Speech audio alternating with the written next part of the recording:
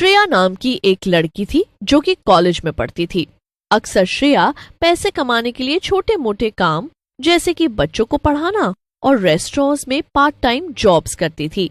ऐसा इसलिए क्योंकि श्रेया के घर वाले गांव में रहते थे और वो बड़ी मुश्किल से ही श्रेया को कॉलेज की फीस भेज पाते थे। एक दिन श्रेया कॉलेज से घर आती है, तभी उसके मोहल्ले की एक औरत उसे रोक लेती है। अरे अरे बेटा, जरा रुकना तो। जी आंटी, आप मुझे कह रही हैं?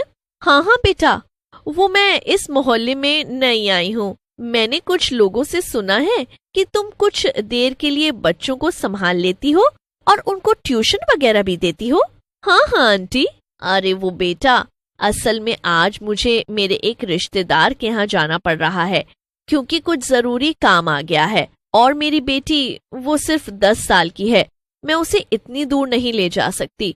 तो क्या तुम आज रात भर के लिए उसकी बेबी सिटिंग कर सकती हो? तुम्हें बस आज शाम से लेकर कल सुबह तक उसके साथ रहना पड़ेगा और सुबह मैं जल्दी ही वापस आ जाऊंगी। क्या? तो क्या आंटी मुझे आपके घर आकर रहना पड़ेगा? हाँ, और अगर तुम उसका ध्यान रखोगी तो मैं तुम्हें पूरे 2000 रुपए दूंगी और अगली बार भी मुझे जब कहीं जाना होगा तो तुम्हें ही बुलाऊंगी। क्या?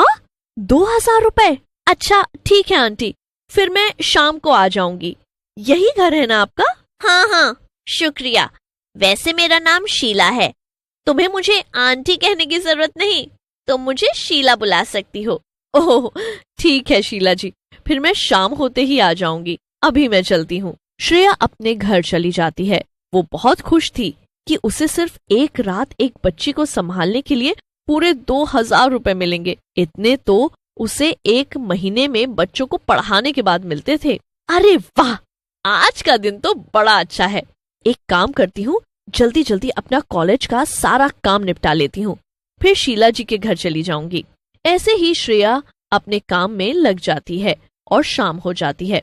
शाम होते ही वो अपना कुछ जरूरी सामान एक झोले में डाल लेती है और शीला के घर पहुंच जाती है।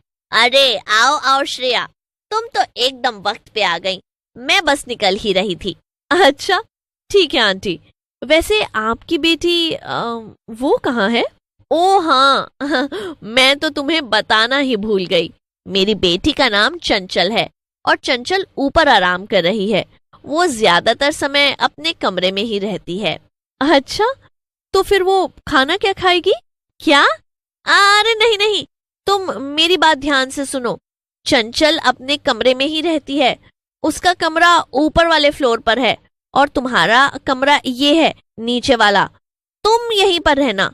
वो जब रात में दरवाजे पर 3 बार दस्तक दे तब तुम दरवाजे के नीचे से उसको उसके खाने की प्लेट अंदर दे देना। उसके खाने की प्लेट मैंने पहले से ही किचन में रख दी है, बस तुम्हें इतना ही करना है। श्रेया, चाहे कुछ भी हो जाए, मेरी बेटी के दरवाजे को बाहर से मत खोलना और उसे सिर्फ खाना देने के लिए ही उसके कमरे के पास जाना। श्रेया को शीला की ये सब बातें बहुत अजीब लगती हैं, मगर इससे पहले कि वो शीला से कुछ पूछ पाती, शीला वहां से अपना बैग लेकर चली जाती है। चंचल का कमरा घर के ऊपर था।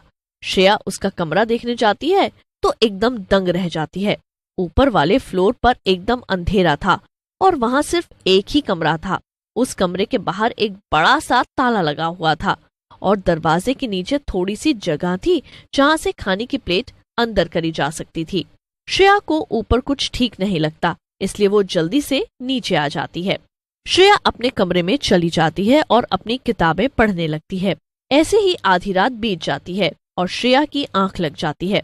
तभी अचानक से आधी रात में चंचल के कमरे से आवाज आने लगती है। आवाज से श्रेया की आंख खुल जाती है।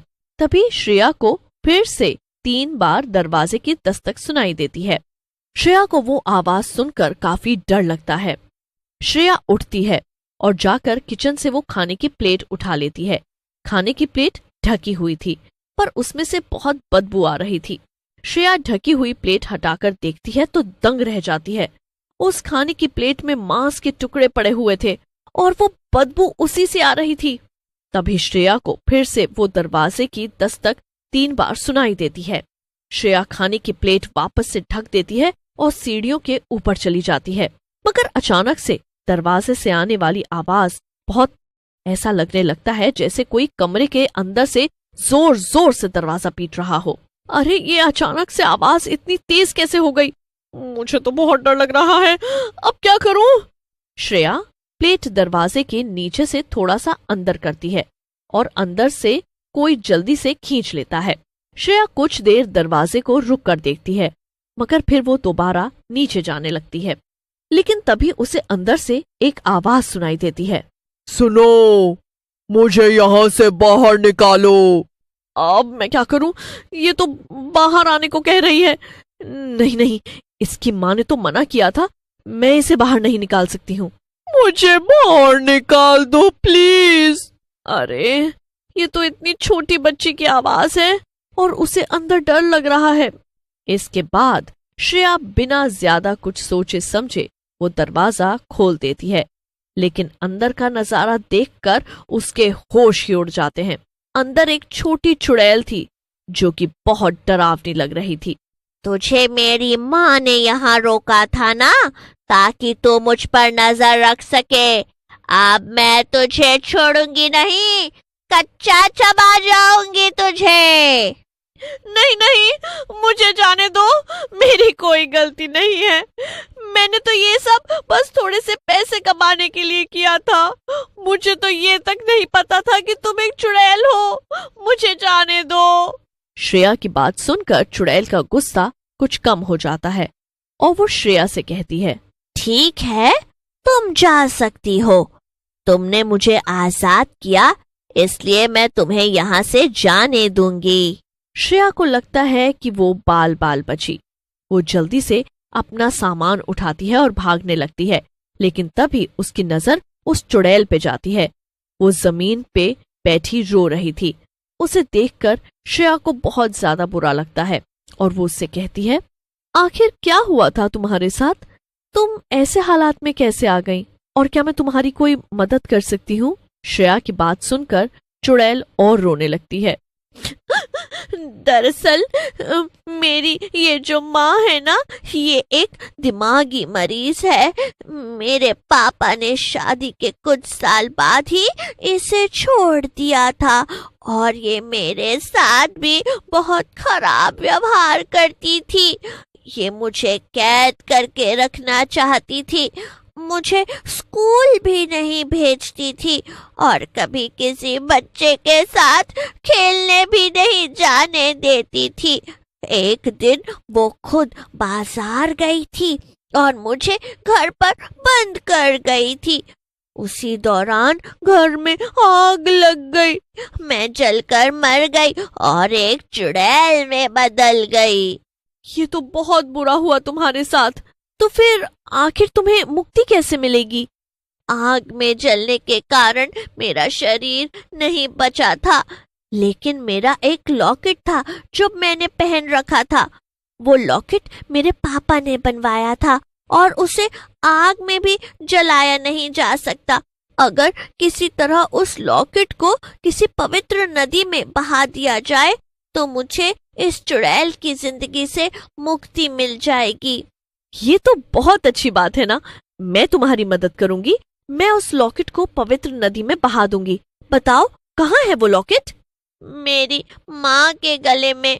उसे पता है कि एक वही रास्ता है जिससे मैं आजाद हो सकती हूँ और वो नहीं चाहती कि मैं आजाद हूँ। ये तो बहुत बड़ी समस्या है, पर तुम चिंता मत करो, मेरे पास एक प्लान है। श्रेया चुड़ैल को वापस कमरे में बंद कर देती है और सुबह होने का इंतजार करने लगती है।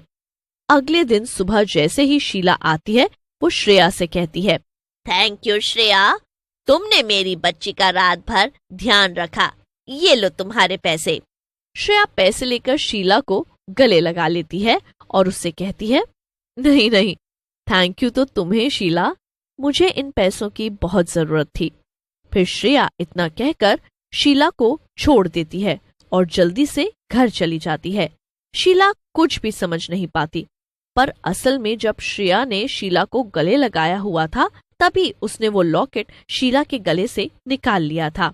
श्रेया जल्दी से जाकर उस लॉकेट को पास की पवित्र नदी में बहा देती है, जिससे कि चंचल की आत्मा को शांति मिल जाती है और वो शीला के कैद से आजाद हो जाती है।